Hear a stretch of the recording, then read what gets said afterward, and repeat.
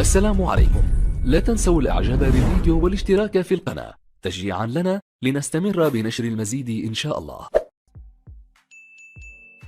السلام عليكم ورحمة الله وبركاته. أهلا بكم مع موعد مباراة الأهلي القادمة مع المقاولون العرب في الدوري المصري الممتاز والقنوات الناقلة، وإليكم تفاصيل هذه المباراة ولكن بعد هذا الفاصل.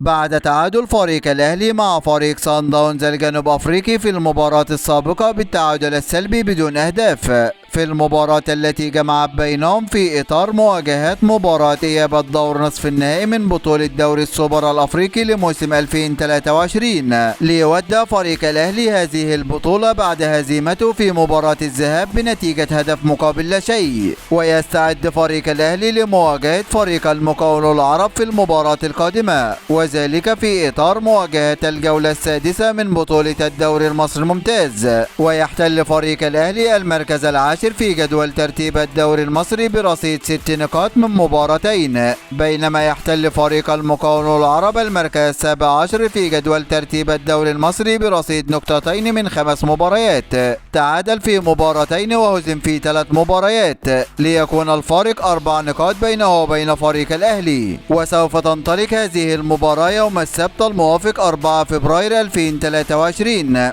4/11/2023 في تمام الساعة 6 مساء بتوقيت تونس والمغرب والجزائر، 7 مساء بتوقيت مصر والسودان وليبيا وفلسطين، 8 مساء بتوقيت السعودية وقطر والعراق واليمن وسوريا، 9 مساء بتوقيت الإمارات وعمان. وسوف تقام هذه المباراة على ملعب استاد المقاولون العرب، وسوف تنقل هذه المباراة عبر قناة اون تايم سبورت. هذا كل ما لدينا عن موعد المباراة، وانتظرونا في موعد مباريات قادمة بإذن الله تعالى، ولا تنسوا دعم الفيديو بلايك والاشتراك في القناة وتوقع نتيجة المباراة في التعليقات أسفل الفيديو.